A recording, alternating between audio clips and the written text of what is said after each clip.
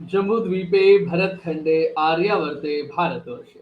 Jambu talks देखने वाले हमारे सभी दर्शकों का बहुत बहुत स्वागत, अभिनंदन। मैं हूं आपके साथ निधीश गोयल, करता हूं आप सभी का यथोचित अभिवादन। आज विजयादशमी है और विजयादशमी पर बहुत से लोग बहुत सी नई कुछ बातें शुरू करते हैं और जम्बू टॉक्स पर हम भी आज से एक नई श्रृंखला शुरू करने जा रहे हैं, क्योंकि विजयादशमी विजय का पर्व है। या यूं कहूं तो जय जो होती है वो अपने आप पर की जाती है, विजय के लिए कोई सामने वाला चाहिए।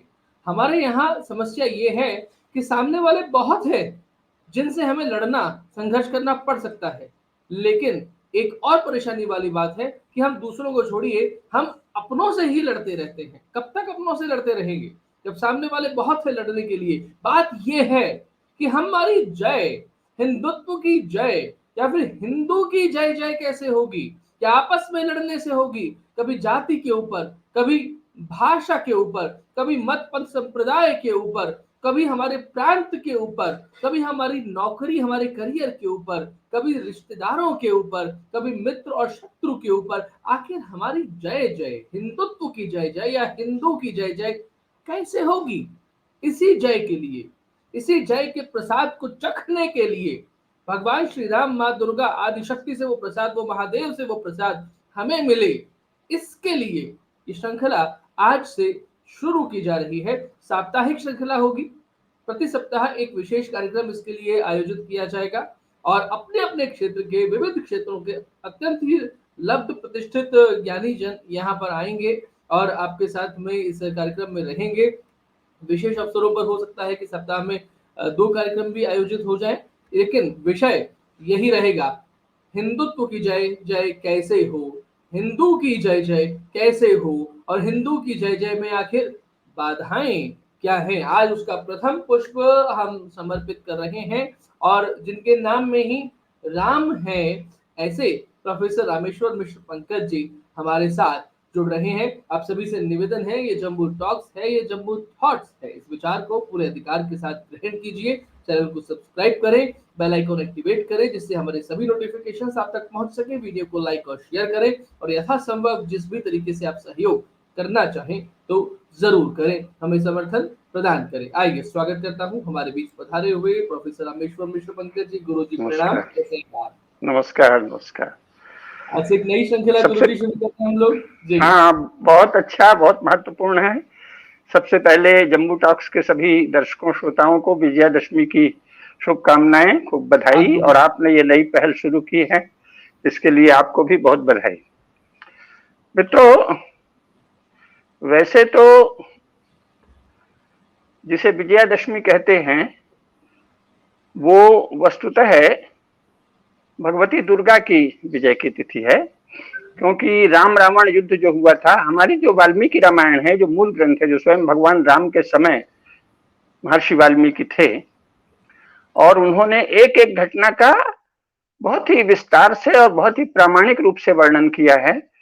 उसमें भी सबसे महत्वपूर्ण बात यह है कि उन्होंने ये वर्णन भी किया है कि आकाश में कौन सा नक्षत्र कहां पर स्थित था जब अमुक घटना हुई। जब भगवान राम वनवास के लिए चले तब आकाशीय खगोलीय स्थिति क्या थी, कौन सा नक्षत्र कहां था, भगवती सीता की उम्र उस समय कितनी थी, भगवान राम की उम्र कितनी थी, ये सब लिखा है उसमें। और जिस समय वो सिंहासन में आरूढ़ हुए उस समय भगवान राम की उम्र 41 वर्ष थी और भगवती की उम्र उनसे 9 वर्ष कम थी। ये बहुत ही एक एक दिन का लिखा है। तो जो रावण का वध हुआ है वो तो फाल्गुन शुक्ल दशमी को हुआ है, होली के 5 दिन पहले। और भगवान राम का राज्याभिषेक अभी भी अगर आपके पास पंचांग हो तो उसमें सब में चैत्र शुक्ल पंचमी को राम राज्याभिषेक दिवस लिखा मिलेगा आपको। तो भगवान राम का अभिषेक जो है वो चैत्र शुक्ल पंचमी को हुआ, और कुछ लोगों के अनुसार कि भरद्वाज ऋषि के आश्रम में पंचमी को ही पहुंचे भगवान, ऐसे दो वर्णन है, लेकिन सब ये चैत्र शुक्ल की बात है जब राज्याभिषेक हुआ है। और रावण का वध हुआ है फाल्गुन शुक्ल दशमी को, होली से 5 दिन पहले। एक दूसरा मत है कि दशमी नहीं, शायद 2 दिन बाद हुआ हो, क्योंकि होली होलिका के दिन ही रावण का भी दहन हुआ था, ऐसा एक मत है। 2 या 3 दिन का एक अंतर है दो विद्वानों में, लेकिन और ज्यादा विद्वानों में और कोई मतभेद नहीं है कि ये होली के आसपास ही रावण का वध हुआ, फाल्गुन शुक्ल दशमी को या द्वादशी को। वैसे दशमी के ही सारे वो लक्षण मिलते हैं जो ग्रहों की नक्षत्र की स्थिति कही गई है। और चैत्र शुक्ल पंचमी को भगवान राम का राज्याभिषेक हुआ, जिस समय वो 41 वर्ष के थे। तो इसका ग्रहों की स्थिति क्या थी, खगोलीय स्थिति क्या थी, कौन सा ग्रह कहाँ स्थित था, सारा विवरण वाल्मीकि रामायण में दिया हुआ है, जो भगवान राम के समय की ही रचना है। लेकिन अपने यहाँ धर्मशास्त्रों ने भी कहा है, मान्यता भी है, शास्त्राद रूढ़ी बलीयसी। शास्त्र बलवान है, लेकिन अगर लोक रूढ़ी हो जाए तो वो शास्त्र से अधिक बलवान किन विषयों में मानी जाती है? लौकिक विषयों में, अध्यात्म के विषय में, परम सत्ता के विषय में, दर्शन के विषय में, परम सत्य के विषय में तो शास्त्र ही प्रमाण है। उस समय लोक की रूढ़ी का कोई महत्व नहीं है, लोक में कुछ भी रूढ़ी हो, लेकिन शास्त्र जो कहता है वो प्रमाण है। किसके विषय में? ब्रह्म के विषय में, जीव और जगत के विषय में, परम आध्यात्मिक विषयों में, दार्शनिक विषयों में। लेकिन लोक में अगर कोई रूढ़ी चल जाए तो उसको शास्त्र की तुलना में अधिक महत्व दिया जाता है। शास्त्रार्थ रूढ़ी बलीयसी। तो वर्तमान में अब किस समय से ठीक शुरू हुआ है ये पता नहीं, पर ये दशहरे को राम रावण युद्ध से जोड़ के और रावण का प्रतिमा जो पुतला है उसके दहन करने की एक परंपरा चल पड़ी है, तो उसका हम सब सम्मान करते हैं। कोई भी रूढ़ी हो, रूढ़ी तो भारतवर्ष तो किसी एक किताब के अधीन शासित रहने वाला राष्ट्र कभी नहीं रहा है ना। तो इसलिए बहुत सी बातों में ये संसार का सबसे उदार, सबसे लचीला, लेकिन आधारभूत विषयों में सबसे अधिक निष्ठावान, सबसे अधिक आग्रही, सबसे दृढ़ दोनों प्रकार का समाज है। जहां दृढ़ रहना चाहिए वहां दृढ़ है। सामान्य लौकिक जीवन में जहां मूलभूत धर्म का उल्लंघन नहीं हो वहां ये उदार है। तो इसलिए विजयादशमी अभी राम रावण युद्ध से भी जोड़ दी जाती है, भगवान राम की विजय से भी जोड़ दी जाती है। तो हम सब उसको, एक तो लाखों वर्ष पहले की घटना है, दूसरे ये महाकाल में तो सभी घटनाएं अनंत रूप में चल रही हैं लगातार। तो इसलिए अगर उसे जोड़ लिया है विजयादशमी से तो कोई हर्ज नहीं है इसको भी। मुख्यतः ये भगवती की विजय का पर्व है।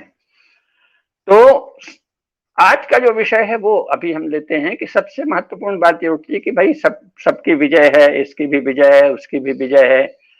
कम्युनिस्टों ने सोवियत संघ में विजय प्राप्त की, अब हार गए। चीन में अभी भी उनका राज्य है। इस्लाम के नाम पर अलग अलग समूहों ने कई देशों में विजय प्राप्त की। उनके बीच कुछ भी सामान्य, कुछ भी कॉमन नहीं है, पर वो झंडा इस्लाम का ही लिए हैं, आपस में लड़ते मारते रहते हैं। तो भी तो एक अर्थ में तो आप कह सकते हैं कि वो सब दया के पात्र हैं, आपस में ही लड़ मर रहे हैं। लेकिन एक दूसरी दृष्टि से देखें तो भाई इस्लाम की भी जय है, कई देशों में जय हुई है। अभी भारत में तो बहुत सारे गांधी जी, नेहरू जी और कई भारतीयों के सहयोग से उनको जैसे थाली में परोस के एक बहुत बड़ा हिस्सा दे दिया गया। तो इस्लाम की जय भारत के भीतर भी 14 अगस्त 1947 को इस्लाम की जय हो गई बहुत बड़े हिस्से में। उसके पहले भी कुछ और हिस्सों में इस्लाम की जय हो रही थी। ईसाइयत 15वीं शताब्दी ईस्वी तक तो बुरी तरह पिट रहा था जगह जगह, लेकिन फिर 15वीं शताब्दी के अंतिम चरण में सबसे पहले स्पेन में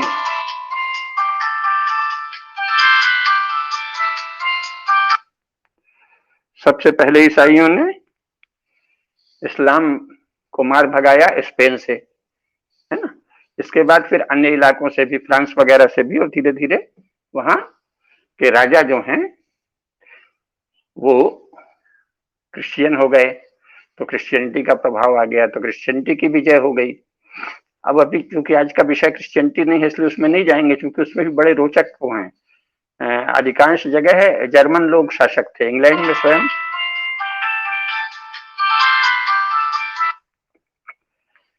में स्वयं जर्मन लोग शासक थे बहुत समय तक, यहाँ तक कि 20वीं शताब्दी ईस्वी में भी इंग्लैंड के जो शासक हैं वो मूलतः जर्मन के ही लोग थे।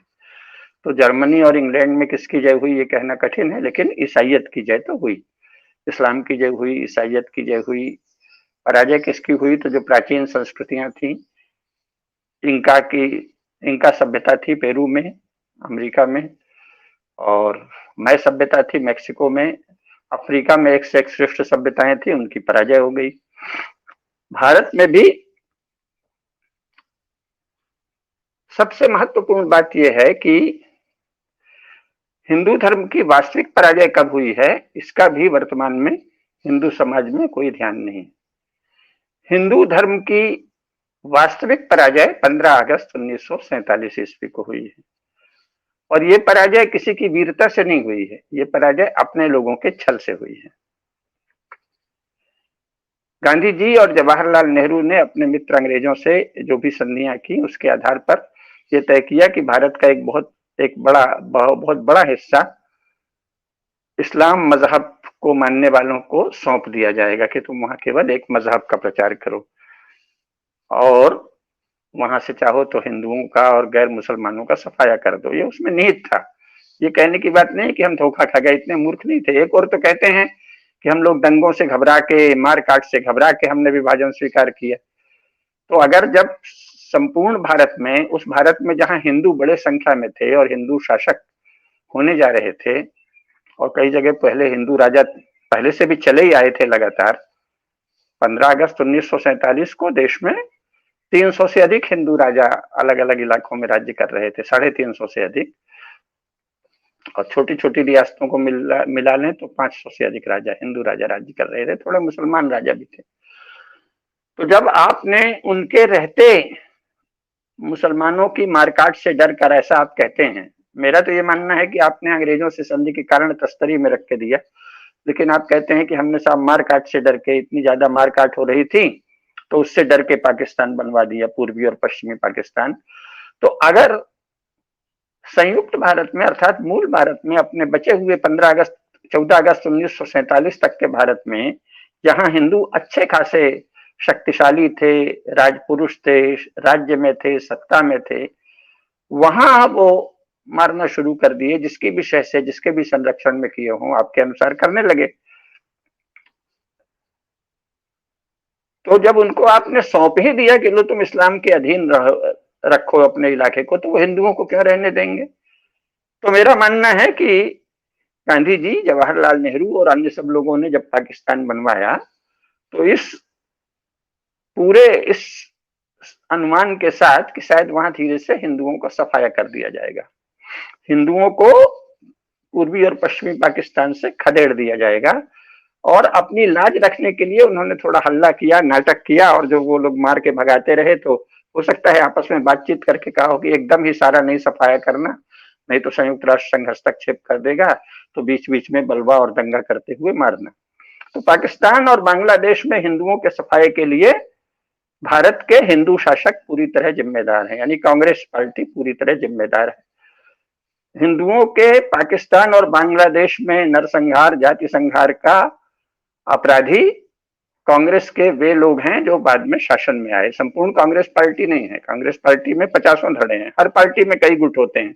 तो कांग्रेस पार्टी का वह धड़ा हिंदुओं के जाति संहार का अपराधी है जो सत्ता में रहा है। तो हिंदुओं को पहली सबसे बड़ी चोट तो स्वयं हिंदुओं ने दी, अंग्रेजों से संधि करके और मुसलमान नेताओं को सौंप के कि लो मारो काटो और यहां से खत्म करो। तो पहली हिंदुओं की क्षय 14 अगस्त 1947 को हुई पराजय। इससे भी बड़ी पराजय जो शेष भारत बचा, वहां जवाहरलाल नेहरू आदि ने ये बताया नहीं, बताया जो संविधान बना वो तो ये था कि साहब बहुसंख्यकों का शासन है, प्रजातंत्र है, प्रजातंत्र में किसका शासन होगा? बहुसंख्यकों का शासन होगा। और जो मुसलमान आदि थे वो डर भी रहे थे कि भाई कहीं ऐसा ना हो कि हमको बहुत दबाया जाए, बहुत मारा जाए, हमने जो भी उत्पात किया है उसका बदला लिया जाए, जो मंदिर तोड़े हैं तो उनको सबको हिंदू स्वाभाविक है वापस लेंगे। तो बहुत से मुसलमान सोचने लगे थे कि ठीक है वापस दे देंगे लेकिन हमको मारा न जाए। और कई तो ये भी कहने लगे थे, बहुत लाखों की संख्या में मुसलमान कहने लगे थे कि साहब हमको हिंदू धर्म में वापस ले लीजिए, इज्जत के साथ रख लीजिए, हम हिंदू बन जाएंगे, हमारे पूर्वज तो हिंदू ही थे। तो 15 अगस्त 1947 को जो संविधान बन रहा था, लागू हुआ 26 जनवरी 1950 को, और जो इंडिया एक्ट के अनुसार भी जो शासन था उसमें भी हिंदुओं को उतने अधिकार तो प्राप्त ही थे जितने मुसलमानों या ईसाइयों को प्राप्त थे, बराबरी का अधिकार प्राप्त था। तो हिंदू धर्म की जय बरकरार थी। पाकिस्तान वाले हिस्से में हिंदू धर्म की पराजय गांधी जी, नेहरू जी आदि ने कर दी, लेकिन शेष भारत में हिंदुओं की जय थी। लेकिन फिर धीरे धीरे कांग्रेस पार्टी ने क्या किया, ऐसे ऐसे अनुच्छेद ला दिए भारत के संविधान में कि उसमें पहले तो कहा कि साहब नहीं घबराइए मत, अल्पसंख्यकों को हम संरक्षण देंगे, चिंता मत करिए। लेकिन और उसका अर्थ क्या था, उसमें यह निहित था कि राज्य तो बहुसंख्यकों का आ ही रहा है, यानी राज्य हिंदुओं का है, इसलिए हम आपको संरक्षण देंगे। ये कहा गया, ठीक है आपकी बात मान ली, हम हिंदुओं को संरक्षण देंगे और इसलिए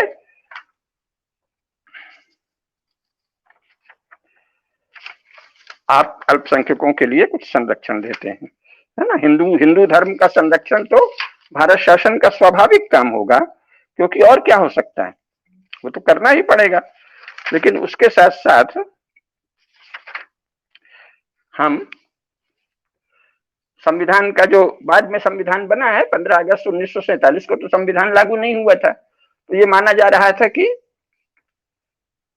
भारत में जब एक हिस्सा मुसलमानों को दे दिया गया तो शेष हिस्से में हिंदुओं का शासन है, और हिंदुओं की ओर से गांधी जी, जवाहरलाल नेहरू और सब लोग आश्वासन दे रहे थे कि देखो शासन भले हिंदुओं का आ रहा है, लेकिन हम आप पर कोई अत्याचार नहीं करेंगे। इस आश्वासन की आवश्यकता वैसे थी नहीं, क्योंकि हिंदुओं ने तो कभी किया ही नहीं था अत्याचार, और हिंदू धर्म में, हिंदू समाज के स्वभाव में नहीं है अत्याचार, तो ये आश्वासन की कोई आवश्यकता नहीं थी। फिर भी आश्वासन दिया गया, और बाद में जब संविधान लागू हुआ तो उसमें अनुच्छेद 29 जो है, उसमें अल्पसंख्यकों के हितों का संरक्षण का एक अनुच्छेद लाया गया। लेकिन फिर इसमें अनुच्छेद 30 में शिक्षा संस्थाओं की स्थापना में अल्पसंख्यक वर्गों को विशेष अधिकार दे दिए गए। तो अनुच्छेद 30 जो है संविधान का, अनुच्छेद 30, वो जब तक शिक्षा में बहुसंख्यकों का अधिकार नहीं हो, केवल अल्पसंख्यकों के अधिकार के लिए अलग से अनुच्छेद करना गलत है, और संसार में कहीं भी ऐसा नहीं होता। तो इस प्रकार अनुच्छेद 30 जो है वो हिंदू धर्म और हिंदुओं की पराजय का पहला चरण था, कि स्वयं अनुच्छेद में कोई बात ऐसी नहीं है जो हिंदुओं के विरुद्ध हो, लेकिन आपने हिंदुओं के लिए अलग से कोई प्रावधान नहीं किया। शिक्षा में हिंदुओं का अधिकार ये संविधान में कहीं नहीं दिया हुआ है। भारत का संविधान कहीं भी शिक्षा में हिंदू धर्म और हिंदू समाज को, हिंदू परंपरा और हिंदू संस्कृति को कोई अधिकार नहीं देता। वो राज्य को सारे अधिकार देता है, जैसे चाहे बनाएंगे शिक्षा नीति। लेकिन अनुच्छेद 30 के द्वारा शिक्षा संस्थाओं की स्थापना और प्रशासन करने का अधिकार अल्पसंख्यक वर्गों को दे दिया, है ना। Right of minorities to establish and administer educational institution, when there is no right of majority to establish and administer educational institution as per their dharma. Hindu धर्म के अनुसार शैक्षणिक संस्थाएं स्थापित करने का जब कोई भी अधिकार मेजॉरिटी को नहीं दिया गया है, बहुसंख्यकों को नहीं दिया गया है, हिंदुओं को नहीं दिया गया है,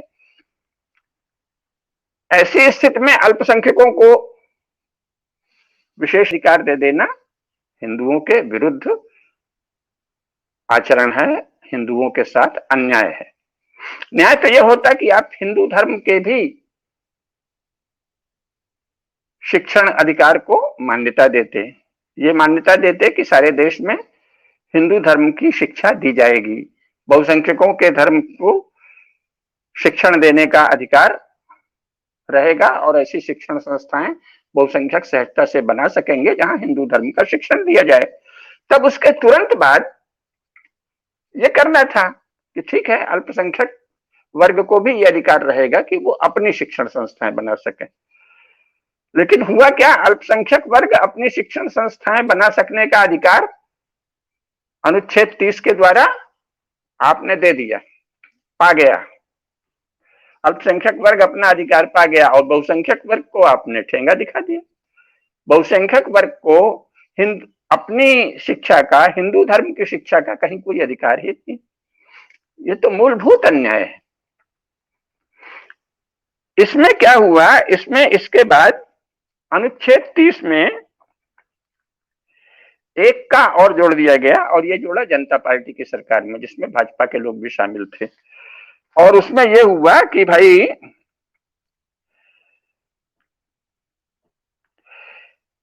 किसी अल्पसंख्यक वर्ग द्वारा स्थापित और प्रशासित शिक्षा संस्था की संपत्ति के अनिवार्य अर्जन के लिए उपबंध करने वाली विधि बनाते समय राज्य यह सुनिश्चित करेगा कि ऐसी संपत्ति के अर्जन के लिए ऐसी विधि द्वारा नियत या उसके अधीन अवधारित रकम इतनी हो कि इस खंड के अधीन प्रत्याभूत अधिकार निर्बाधित या निराकृत न हो जाएं।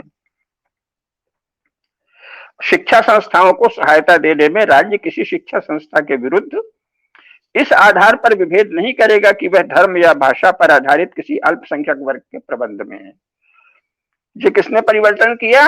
ये जनता पार्टी की सरकार में, जिसमें जनसंघ के लोग शामिल थे जो भाजपा में हुए और जिनकी पार्टी आज शासन में है। तो अल्पसंख्यक वर्ग के साथ पक्षपात करने का अपराध जितना कांग्रेस शासन का है उससे थोड़ा अधिक ही समाजवादियों और भाजपा का है। तो हिंदुओं की पराजय के लिए जिम्मेदार भारतीय जनता पार्टी भी है, समाजवादी भी हैं और कांग्रेस तो है ही। ये जान लेना चाहिए।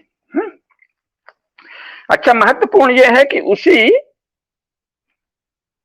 44वें संविधान संशोधन के द्वारा ही संपत्ति का अधिकार भी समाप्त कर दिया गया, जो मुख्यतः क्योंकि आपने अल्पसंख्यकों के लिए तो संपत्ति के बहुत से अधिकार नए नए दे दिए जो पहले नहीं थे, और एक जनरल संपत्ति का अधिकार सामान्य रूप से खत्म कर दिया। उसमें बहुसंख्यक का उल्लेख नहीं किया, लेकिन व्यवहार में तो बहुसंख्यकों का ही हुआ ना। तो बहुसंख्यकों के विरुद्ध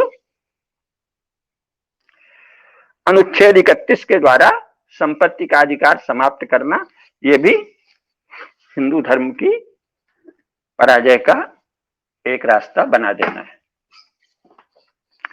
तो इस तरह शासकीय नीति के स्तर पर हिंदुओं को पराजित कर दिया गया। हिंदुओं की पराजय हिंदू शासकों ने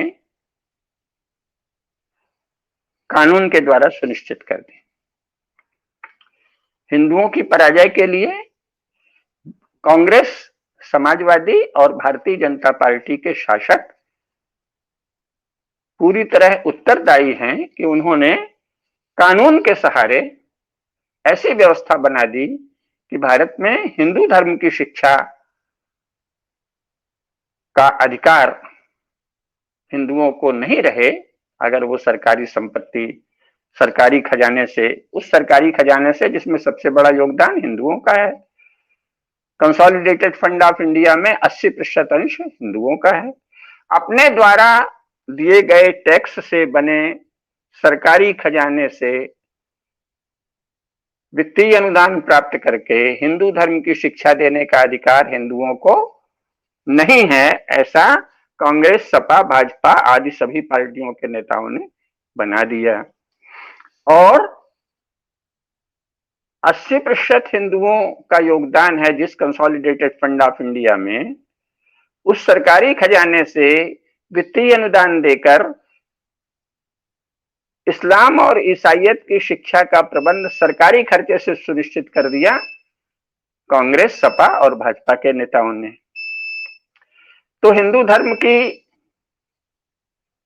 पराजय, हिंदुओं की पराजय के लिए कौन लोग दोषी हैं? कांग्रेस, सपा, भाजपा आदि सभी दलों के नेता दोषी हैं, जिन्होंने शिक्षा में खुलेआम भेदभाव किया, इस्लाम और ईसाइयत आदि को अपने मजहब और अपने रिलीजन की शिक्षा का अधिकार दे दिया। सरकारी खजाने से धन दे देकर उन्हें इस्लाम और ईसाइयत की पढ़ाई की सुविधा 75 वर्षों से दी गई है।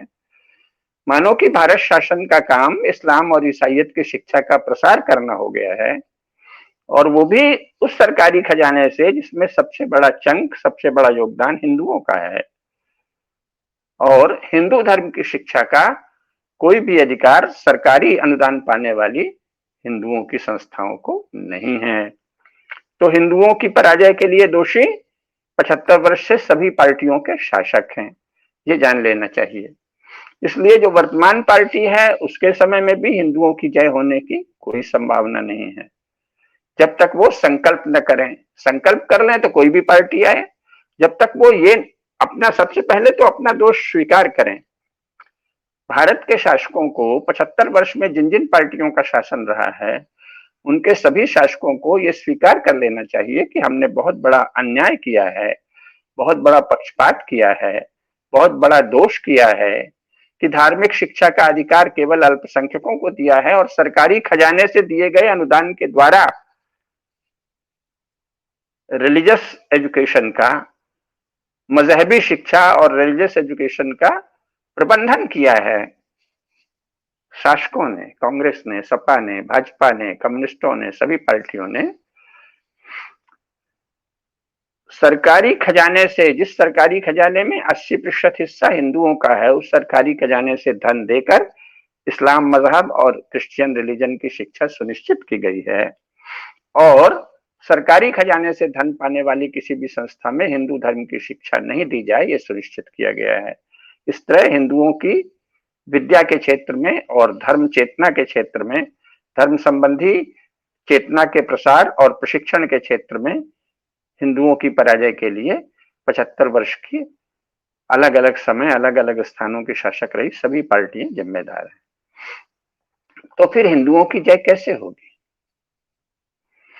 तो हिंदुओं की जय तो तभी होगी जब सबसे पहले तो जो आज की स्थिति है उसका निदान हो कि भाई ये तो बड़ा, संसार में जो कहीं नहीं है वैसा अनर्थ कर दिया है, संसार में जैसा कभी कहीं नहीं हुआ वो ये हमने क्या कर दिया है। तो हमारे सभी शासकों को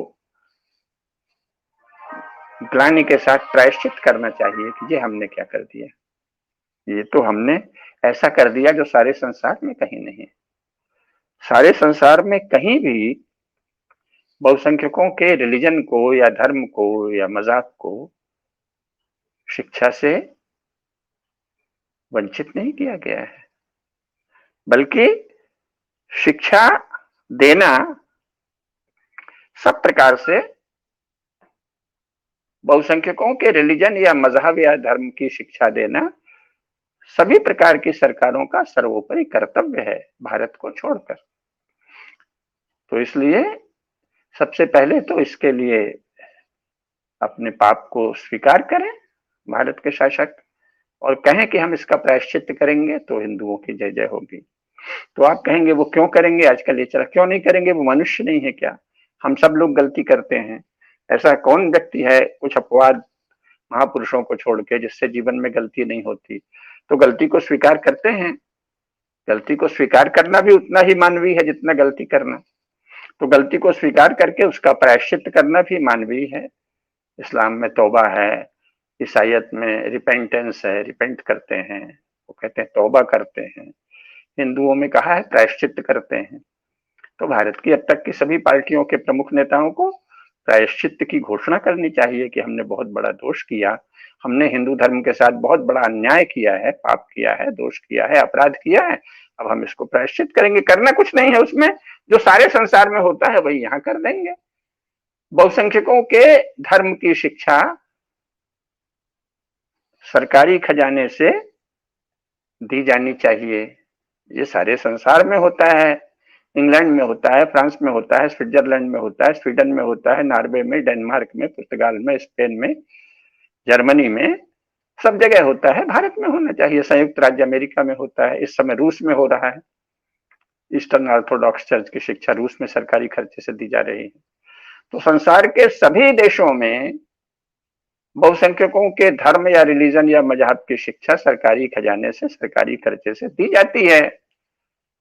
तो भारत में भी होनी चाहिए। अब संसार से अलग कैसे, सब हर चीज में तो संसार की नकल कर रहे हैं, कह रहे हैं हम वैसे ही विकास करेंगे जैसे दुनिया में है, वैसे ही यंत्र बनाएंगे, वैसे ही उपकरण बनाएंगे, वैसे ही शस्त्रास्त्र बनाएंगे, वैसे ही तकनीकी और प्रौद्योगिकी लाएंगे, तो वैसा ही शिक्षा और संस्कृति और धर्म को संरक्षण देने वाली नीति क्यों नहीं अपनाएंगे? तो आवश्यकता तो इसकी है, लेकिन अभी जो लक्षण है, आज का विषय यह है कि कैसे होगी और कब होगी। तो ये तब होगी जब सबसे पहले जो लोग भी प्रबुद्ध हिंदू हैं, अब आप कहेंगे प्रबुद्ध क्या, नागरिक तो हर एक को वोट देने का अधिकार है, ये बहुत बड़ा झूठ फैला दिया गया है। वोट देने का अधिकार सबको होने का अर्थ ये नहीं होता कि सब लोग समान रूप से जिम्मेदार हो गए हैं। क्योंकि किसी की शिक्षा कम है, किसी के पास संसाधन कम है, किसी की चेतना कम है, बौद्धिक स्तर कम है, पद या प्रभुता उस प्रकार की नहीं है, शक्ति का केंद्र उतना बड़ा नहीं है, तो सबको समान अधिकार देने का अर्थ है कि उस समाज को आप पंगु बना दो। जब हर क्षेत्र में एक हायरार्की है, उच्चावच क्रम है, प्रशासन में भी है, प्रधानमंत्री को सबसे ज्यादा अधिकार है, फिर कैबिनेट सेक्रेटरी को है, फिर मंत्रियों को है, फिर अफसरों को है, फिर जजेस को है, सबके तो अधिकार बटे हैं ना। ये तो नहीं है कि साहब सबको समान अधिकार है इसलिए सभी लोग शासन करेंगे, इसलिए मिर्चू मल पकौड़ी मल कहीं किसी एक खोमचे में छोटी सी दुकान चलाने वाले को भी शासन का उतना ही अधिकार है जितना प्रधानमंत्री को, ऐसा तो कहीं नहीं कहा है। प्रधानमंत्री की बात आज्ञा हो जाएगी, राजाज्ञा हो जाएगी, खोमचे वाले की बात थानेदार भी नहीं सुनेगा, सिपाही भी नहीं सुनेगा, लपड़िया देगा। तो सबको समान अधिकार तो कहीं संसार में नहीं है, कहाँ का झूठ बोल रहे हैं, और वर्तमान में भी नहीं है। जो प्रधानमंत्री को अधिकार है, प्रधानमंत्री ने रातों रात नोटबंदी कर दी कि अमुक अमुक नोट अवैध होंगे, तो कोई कोने में बैठा हुआ खोमचे वाला व्यापारी, दुकानदार या कोई मास्टर या कोई भी आदमी, कोई साधारण नागरिक या बड़ा भारी विद्वान भी ये कर सकता है क्या कि वो नोटबंदी कर दे? सबको अधिकार समान कैसे होंगे? सबको अधिकार होंगे तो अराजकता फैल जाएगी। तो एक व्यवस्था है। तो उसी प्रकार हिंदू धर्म की जय हो, हिंदुओं की जय हो, हिंदुत्व की जय हो, इसमें भी सबका अधिकार और सबका कर्तव्य समान नहीं है। जो लोग भी अपने आप को प्रबुद्ध मानते हैं, जिनके पास धर्मनिष्ठा है, विवेक है, चेतना है, साथ ही समाज में आदर है, सम्मान है, प्रभुता है, कोई पद है, प्रतिष्ठा है, कुछ न कुछ विशेष है, ये उनका पहले कर्तव्य है कि वो हिंदू धर्म की जय के लिए, हिंदू धर्म की प्रतिष्ठा के लिए काम करें। और काम क्या करना है? काम सबसे पहले प्रथम चरण में तो यही करना है कि अन्याय बंद करा दो। हिंदुओं की जय का प्रथम चरण है, हिंदुओं के साथ हो रहा अन्याय बंद कर दीजिए। हिंदू धर्म की शिक्षा सरकारी खजाने से उसी प्रकार दी जाए जैसे इस्लाम और ईसाइयत की शिक्षा सरकारी खजाने से धन देकर दी जाती है। हिंदू धर्म को कम से कम उतना संरक्षण दिया जाए जितना इस्लाम और ईसाइयत को भारत में दिया जा रहा है। पहला चरण तो ये होगा ना कि सभी मनुष्यों को मानव धर्म अनिवार्य कर दिया जाए, यानी यूनिवर्सल वैल्यूज, सत्य, अहिंसा, सदाचार, दूसरे की संपत्ति नहीं छीनना, चोरी नहीं करना, दूसरे के देवता का, उपासना पद्धति का, पूजा का अपमान नहीं करना। ये नहीं कि हमारी पूजा की पद्धति श्रेष्ठ है, तुम्हारी गड़बड़ है, इसको प्रतिबंधित करना चाहिए। और हम सबको मुसलमान बनाएंगे, हम सबको ईसाई बनाएंगे या हम सबको आर्य बनाएंगे, ये सभी घोषणाएं प्रतिबंधित होनी चाहिए। कुछ नहीं, आप किसी को कुछ नहीं बनाएंगे। लोकतंत्र में ये सब बात ही गैर कानूनी हो जानी चाहिए। आप किसी को कुछ नहीं बनाएंगे, क्योंकि भारत का संविधान हर व्यक्ति को मान के चलता है कि उसके पास विचार की शक्ति है और अभिव्यक्ति की शक्ति है। संविधान के मौलिक अधिकार में वाणी की स्वतंत्रता और अभिव्यक्ति की स्वतंत्रता दी गई है। तो मैं शेष सबकी वाणी को दबाकर, शेष सबकी अभिव्यक्ति को दबाकर केवल अपनी अभिव्यक्ति लागू करूंगा, ये कहना तो असंवैधानिक है। और जब कोई कहता है कि हम सबको आर्य बनाएंगे या सबको अमुक बनाएंगे, हिंदू बनाएंगे, मुसलमान बनाएंगे, ईसाई बनाएंगे, तो ये सब क्या है? असंवैधानिक है, अपराध है। ऐसी भाषा ही स्वतंत्र भारत में प्रतिबंधित हो जानी चाहिए। कोई किसी को कुछ नहीं बनाएगा, वो स्वयं क्या बनेगा बस ये बताए। तो इसका अर्थ है कि किसी भी प्रकार का कन्वर्जन भारत में सबसे बड़ा अपराध घोषित होना चाहिए। दूसरों को कन्वर्ट करने वाले को मृत्युदंड दिया जाना चाहिए, तत्काल मृत्युदंड, कोर्ट मार्शल के द्वारा, विशेष अदालतों के द्वारा किसी को भी कन्वर्ट करने वाले को मृत्युदंड दिया जाना, लागू किया जाना चाहिए। क्यों? क्योंकि मृत्युदंड आवश्यक है। क्यों? क्योंकि वो संविधान में जो मौलिक अधिकार नागरिकों को दिए गए हैं उन पर हमला है।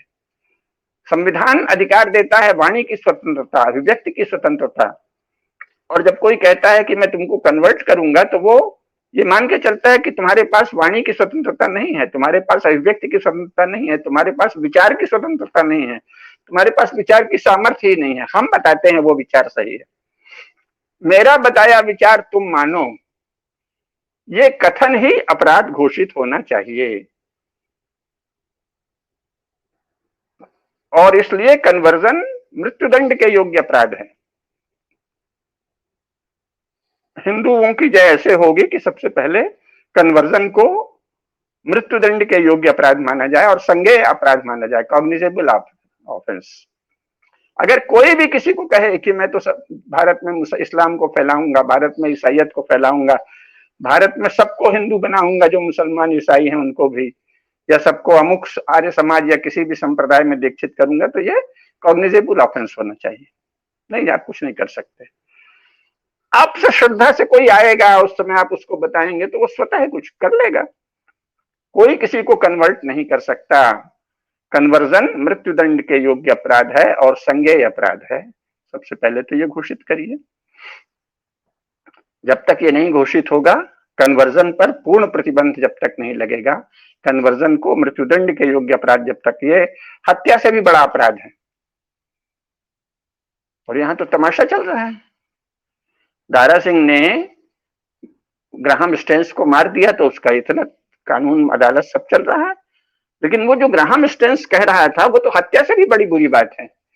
जब कोई पादरी किसी को कहता है कि तुम्हारा धर्म नीचा है, मैं तुमको जीसस का, ईसा का प्रकाश दूंगा, तो वो हत्या से अधिक संगीन अपराध है। वो दूसरे व्यक्ति की हत्या से अधिक और आध्यात्मिक हत्या भी कर रहा है। दैहिक हत्या भी इस अर्थ में कर रहा है कि उसकी देह ही बदल जाएगी। अब वो अभी हिंदू है तो कल को ईसाई हो जाएगा। तो आपने देखने में शरीर, आंख, नाक, कान वही है, लेकिन वो तो बदल दिया आपने, उसकी आंतरिक संरचना बदल दी, मनोसंरचना बदल दी, आध्यात्मिक संरचना बदल दी, आस्था की संरचना बदल दी। हत्या से कई गुना अधिक अपराध है conversion. Graham Staines Dara Singh से कई गुना अधिक गंभीर अपराध कर रहा था। दारा सिंह ने ग्राहम स्टेन्स की तुलना में कम बड़ा अपराध किया। अगर दारा सिंह पर मुकदमा चल रहा है तो ग्राहम स्टेन्स पर भी मुकदमा चलाया जाना चाहिए, या उसके जैसे अन्य पादरियों पर। कन्वर्जन को मृत्युदंड के योग्य अपराध घोषित किया जाए, ये है हिंदुओं की पुनः प्रतिष्ठा का अगला चरण। और सरकारी खजाने से हिंदू धर्म की शिक्षा दी जाए, ये है दूसरा चरण। और ये कैसे होगा? जो लोग अपने को प्रबुद्ध मानते हैं, जो लोग मानते हैं कि हम में विवेक है, धर्म की शक्ति है, धर्म की साधना है, धर्म की चेतना है, और भगवान ने या हिंदू समाज ने हमको कुछ पद प्रतिष्ठा आदि दी है, तो हम इसके लिए काम करें, तो उन्हें इस विषय पे आगे आना चाहिए।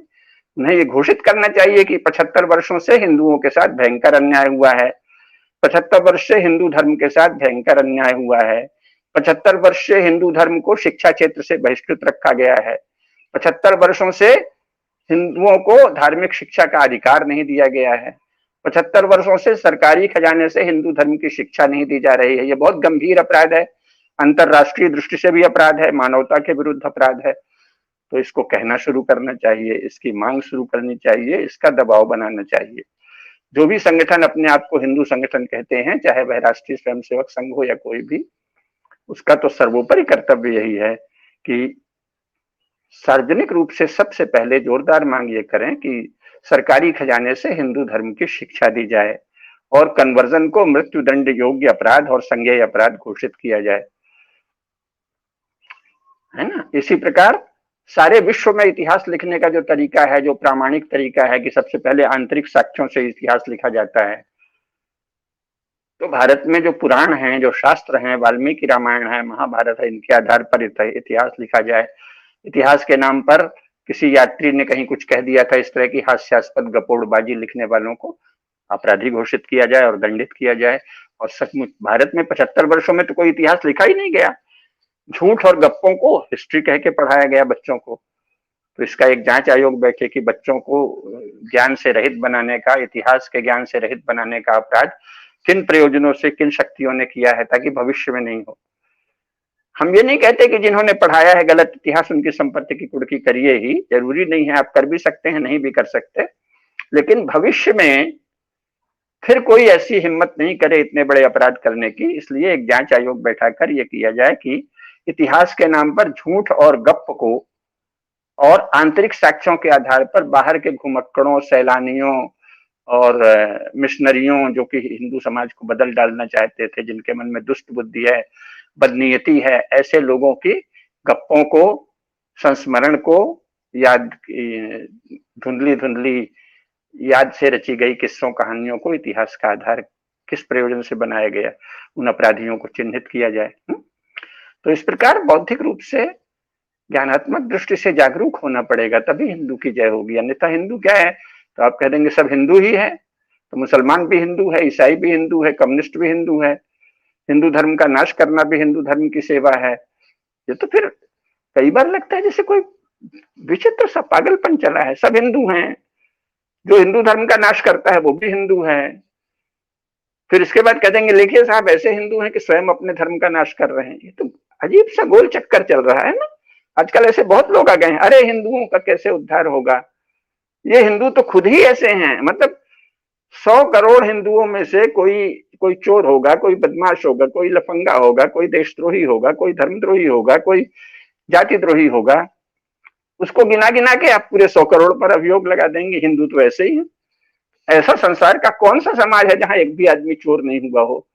पुराने में तो कभी था, महाराज अश्वपति ने तो कहा था नमस्तेनो जनपदे, है ना, मेरे जनपद में कोई भी चोर नहीं है, कोई भी मद्यप नहीं है, हाँ?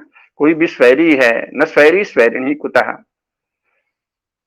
नमस्तेनो जनपदे न कदरियो न मद्यपा, है ना, और न स्वैरी स्वैरिणी कुतः। तो ये तो वहां तो कहा गया था, लेकिन ऐसे जनपद तो कभी होते हैं ना। कहते हैं महाभारत में लिखा है कि जब देवव्रत भीष्म ने हस्तिनापुर का शासन प्रबंध संभाला तो उस समय सतयुग आ गया वहां। अपने महाभारत में बार बार आया है कि अगर कोई राजा अच्छा हो तो उस राज्य में सतयुग आ जाता है, दुनिया में भले दूसरा युग चल रहा हो।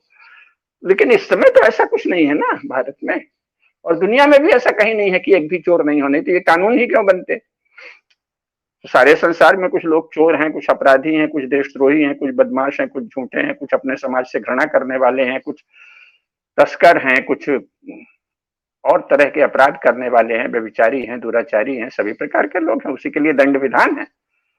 तो हिंदुओं में कोई भी चोर नहीं हो, कोई भी बदमाश नहीं हो, कोई भी अपराधी नहीं हो, कि आप जब आप ये मांग करते हैं तो आप हिंदुओं के दुश्मन हैं, भले आप हिंदुत्व के नाम पे करते हैं। भाई जो चोर है, जो अपराधी है, जो देशद्रोही है, जो धर्मद्रोही है, उसको दंडित करो। और उन मान लो 2-4 लाख लोग भी ऐसे हो तो उसके लिए आप 100 करोड़ हिंदुओं को क्यों गाली दे रहे हो।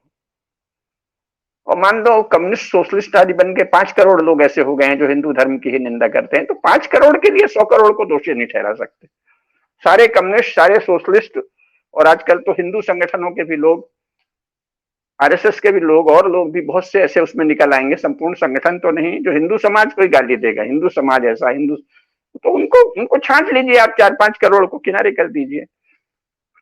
वस्तुतः तो वो अपराधी हैं, लेकिन अभी आप इस स्थिति में नहीं है तो उनको उपेक्षा कर दीजिए। मैत्री करुणा मुदितोपेक्षाणाम सुख दुख पुण्य पुण्य विषयाणाम भावनातः चित्त प्रसादनम, है ना। तो जो अपुण्य है, जो पाप, साक्षात पाप हैं, अपने आप को कम्युनिस्ट, सोशलिस्ट और हिंदू संगठन वाले भी कहने वाले ऐसे लोग जो हिंदू समाज की निंदा करते हैं, वो तो साक्षात पाप हैं, अपुण्य हैं। तो उनको आप मार नहीं सकते, आप राजा नहीं हैं, आपके पास बल नहीं है, तो आप उसकी उपेक्षा कर दीजिए। मैत्री करुणा मुदितोपेक्षाणाम सुख दुख पुण्य अपुण्य विषयाणाम, अपुण्य विषयाणाम उपेक्षा, पाप के प्रति उपेक्षा करिए जब तक आप दंड देने की स्थिति में नहीं है। लेकिन उन पापियों को देखकर संपूर्ण विशाल समाज को पापी कहने लगे। 5 करोड़ लोग हिंदू धर्म की दिन रात निंदा कर रहे हैं, इसलिए आप कह दें कि हिंदू समाज तो ऐसे ही है, यहाँ तो आत्मनिंदक भरे पड़े हैं, यहाँ तो ये। अरे भाई आप तो बहुत बड़े अपराधी हो गए। 5 करोड़ लोग भी अगर अधिक से अधिक हों, मेरा मानना है कि 25 लाख 30 लाख हैं, लेकिन हमारे कुछ मित्रों का कहना है कि नहीं 5 करोड़ हैं, तो 5 करोड़ लोग भी अगर हिंदू द्रोही हैं तो वो 100 करोड़ लोग उससे दोषी कैसे सिद्ध हो गए। तो ये सब चेतना फैलनी चाहिए और राज्य में ऐसा दबाव बनाना चाहिए कि वो हिंदू धर्म की रक्षा करे। सरकारी खजाने से हिंदू धर्म की शिक्षा उसी प्रकार दी जाए जैसी सरकारी खजाने से इस्लाम और ईसाइयत आदि की शिक्षा दी जाती है। और हिंदू धर्म के साथ इतना बड़ा जो अन्याय हुआ है, अनुच्छेद 30 जैसे है ऐसा ही एक और अनुच्छेद बनाया जाए कि सरकारी खजाने से बहुसंख्यकों के धर्म की शिक्षा दी जाएगी और सरकारी खजाने से पोषित वित्तीय अनुदान, शासकीय वित्तीय अनुदान से पोषित हिंदुओं की संस्थाओं को हिंदू धर्म की शिक्षा देने का अधिकार होगा, है ना।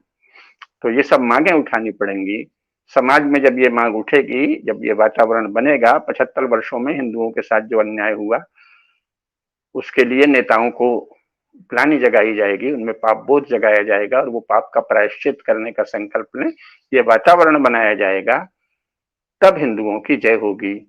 आज इतना ही, शेष बातें फिर कभी।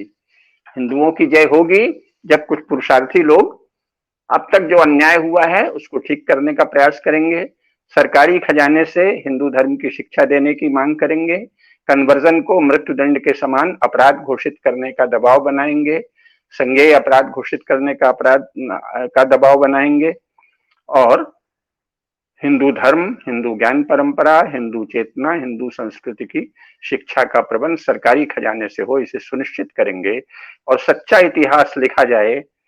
गप्पों, अफवाहों और गपोड़ियों की किस्से कहानियों को इतिहास कहकर पढ़ाए जाने वालों को अपराधी घोषित किया जाए और सच्चा इतिहास लिखे जाने के लिए एक विद्वानों की मंडली बनाई जाए और उससे इतिहास लेखन कराया जाए। ये सब कदम जब होंगे तभी हिंदुओं की जय होगी, अन्यथा नहीं। नमस्कार। जी गुरुजी, आपने जो कहा है कि ये सब काम जब होंगे तभी हिंदुओं की जय होगी, अन्यथा नहीं होगी। इन दोनों बातों को, इन दोनों बिंदुओं को हमारे दर्शकों को समझना बहुत जरूरी है कि कब होगी, किस स्थिति में होगी, हमें क्या करना होगा, सरकार को क्या करना होगा, कितना टाइम फ्रेम, कितना बड़ा लक्ष्य, कितनी बड़ी दूरी हम जो तय कर सकते हैं, एक छलांग में, एक हनुमान कूद में तय कर लेंगे। तो उसके लिए हनुमान कूद में जगेगा कैसे? कोई जाम्बवंत होगा क्या जो हमें अपनी स्मृतियां कराएगा? वो जाम्बवंत हमें स्मृतियां कौन सी कराएगा? क्या वो समुद्रगुप्त वाली कराएगा, हर्षवर्धन वाली कराएगा, वो चाणक्य वाली कराएगा, वो स्वयं श्री राम वाली कराएगा? ये हम लोगों को समझना पड़ेगा। अपनी आत्मा का बोध, अपने मित्र बोध, अपने शत्रु बोध, इन सबको जागृत करना पड़ेगा। विजयादशमी के अवसर पर उस श्री राम को, उस नील कमल को जो निराला की पंक्तियों में आते हैं, वो हमें देखना पड़ेगा। और जब वो हम देख लेंगे, समझ लेंगे, तब हिंदुओं की जय जय होगी जरूर, तब एक एक हिंदू की जय जय होगी जरूर। लेकिन काम तो करना पड़ेगा, क्योंकि बिना काम करे ये सब चीजें होने वाली नहीं है। ये श्रृंखला आज से शुरू हुई है और साप्ताहिक श्रृंखला है। अगले हफ्ते हमारे साथ में, अगले सप्ताह कोई और प्रतिष्ठित लब्ध विद्वान जन होंगे जो इसी विषय पर अपनी बात रखेंगे। आपकी प्रतिक्रियाएं हमें लगातार देते रहिएगा और इसी के साथ में आज के कार्यक्रम को पूरा करते हैं। गुरुजी आप पधारे और इतनी सुंदर जानकारी आप हमारे दर्शकों के साथ में लगातार साझा कर रहे हैं, इसके लिए आपका बहुत बहुत साधुवाद। नमस्ते, जय श्री राम। नमस्कार। नमस्कार।